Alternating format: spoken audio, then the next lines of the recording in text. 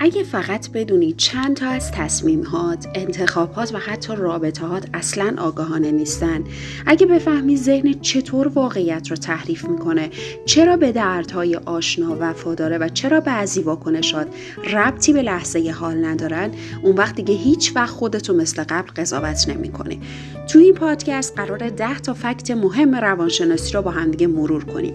فکتایی که اگر من و تو زودتر میدونستیم خیلی از انتخابامون فرق میکرد. پیشنهاد میکنم تا آخر همراه من بمونی، چون فکت آخر همه چیزو قراره برات جمع بندی بکنه.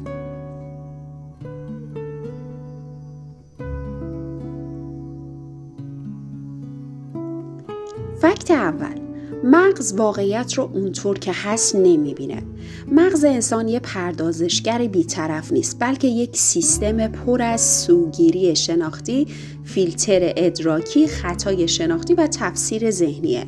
اون چیزی که ما به عنوان واقعیت اسمش رو میگیم در حقیقت حاصل طرحواره‌ها، باورهای هسته‌ای، تجارب کودکی، حافظه هیجانی و شرطی سازی‌های عصبیه. به همین دلیل 2 نفر میتونن یک اتفاق واحد رو تجربه کنن اما واکنش‌های کاملا متفاوتی از خودشون نشون بدن، چون ادراک ذهنی اونها متفاوته، نه خود واقعیت.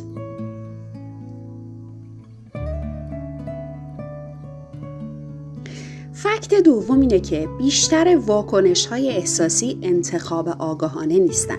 بخش زیادی از واکنش‌های هیجانی انسان قبل از ورود قشر پیشانی و منطق توی سیستم آمیگدالا فعال میشن.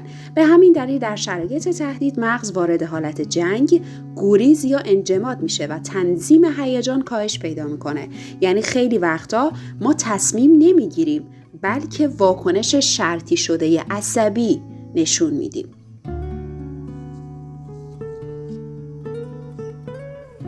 فکت سوم: کودکی نقشه روابط بزرگسالی رو میکشه. الگوهای دلبستگی ایمن، اجتنابی، دوسوگرا و آشفته در سالهای اولیه زندگی شکل میگیرن و مستقیما بر روابط عاطفی، صمیمیت، اعتماد، ترس از طرد و وابستگی عاطفی اثر میذارن. کودکی که امنیت روانی رو تجربه نکرده توی بزرگسالی اغلب دچار اضطراب جدایی، کنترلگری، اجتناب از صمیمیت یا همجوشی افراطی میشه. این الگوها ناهوشیارن اما کاملا قابل درمان هستن. فکت چهارم: مغز به درد آشنا بیشتر از آرامش ناآشنا اعتماد میکنه. ذهن ناهوشیار انسان بیشتر از سلامت به آشنایی روانی وفاداره. به همین دلیل افراد زیادی وارد روابطی میشن که پر از بی‌توجهی، طرد، تحقیر یا بی‌ثباتی هیجانیه، چون این الگوها برای سیستم عصبی اونها قابل پیش بینیه. این پدیده نتیجه تکرار اجبارگونه، شرطی سازی هیجانی و حافظه تروماست، نه ضعف شخصیتی. فکت پنجم: شنیده شدن یک نیاز زیستیه، نه فقط عاطفی. وقتی انسان احساس میکنه دیده و شنیده میشه، مغز وارد حالت امنیت عصبی میشه. سطح کورتیزول کاهش پیدا میکنه، اکسیتوسین افزایش پیدا میکنه و سیستم عصبی پاراسمپاتیک فعال میشه. به همین دلیل گوش دادن فعال، همدلی، بازتاب هیجانی و عدم قضاوت اثر درمانی داره و حتی میتونه شدت اضطراب و افسردگی رو کاهش بده.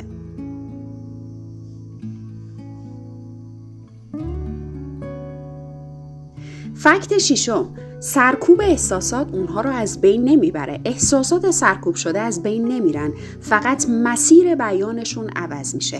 هیجانهای پردازش نشده خودشون رو به شکل اضطراب، حملات پنیک، خستگی مزمن، بی‌حسی هیجانی، دردهای روانتنی و انفجار عاطفی نشون میدن.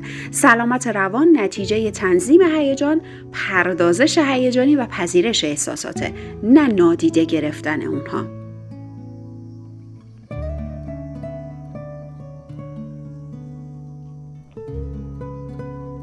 فکت هفتم: عزت نفس پایین فقط حس بد نیست، الگوی رفتاری میسازه. عزت نفس پایین باعث تحمل رابطه‌های سمی، ناتوانی توی مرزگذاری ترس از رها شدگی و نیاز افراطی به تایید بیرونی میشه. این وضعیت معمولا ریشه در انتقاد مزمن، بی‌اعتنایی هیجانی، مقایسه در کودکی و طرحواره نقص و شرم داره. بازسازی عزت نفس یک فرایند شناختی هیجانی عمیقه، نه صرفاً مثبت اندیشی.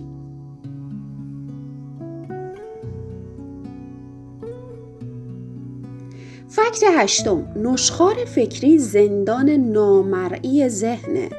نشخوار فکری یعنی گیر افتادن ذهن در چرخه تفکر تکرار شونده، تحلیل افراطی، مرور وسواسگونه گذشته و فاجعه سازی آینده است.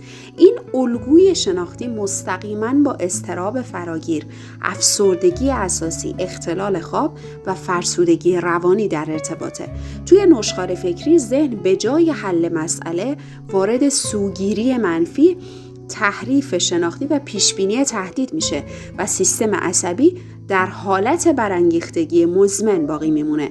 خروج از این چرخه از مسیر ذهن، آگاهی، تنظیم توجه، بازسازی شناخت و بازگشت به لحظه حال امکان پذیره.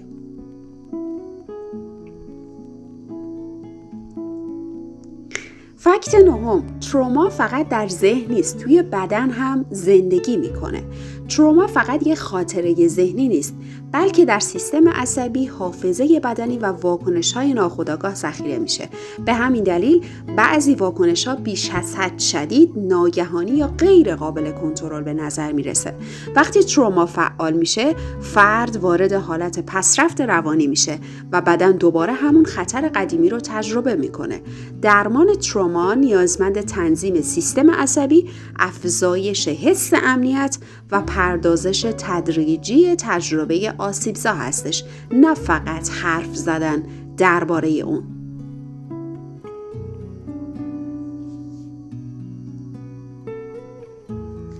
و فکت 10 و آخری اینه که بلوغ روانی یعنی انتخاب پاسخ، نه واکنش. بلوغ روانی به معنای نبود درد یا احساسات منفی نیست. بلوغ یعنی توانایی ماندن با احساسات ناخوشایند، تحمل پریشانی و تنظیم هیجان بدون فرار یا تخریب. فرد بالغ به جای واکنش‌های تکانشی از خودآگاهی، مکث ذهنی و انتخاب آگاهانه برای پاسخ استفاده میکنه. این مهارت پایه روابط سالم، تصمیمگیری منطقی و سلامت روان پایدار هست. اگه تا اینجای پادکست همراه من بودی، الان میدونی که خیلی از چیزایی که بهشون میگفتیم ضعف، در واقع مکانیسم های روانی بودن. این 10 تا فکت یه پیام مشترک داشتن که ذهن انسان پیچیده است ولی قابل فهمه. وقتی بدونی مغز چطور کار میکنه، احساسات از کجا میان و واکنش‌ها چرا شکل میگیرن، به جای جنگیدن با خودت شروع میکنی به آگاه شدن. اگر این پادکست برات مفید بود، لایک، کامنت و سابسکرایب تو باعث میشه این آگاهی به آدم‌های بیشتری برسه. تا اپیزود بعد کنجکاو بمون، چون خودشناسی مسیر بی‌پایانه.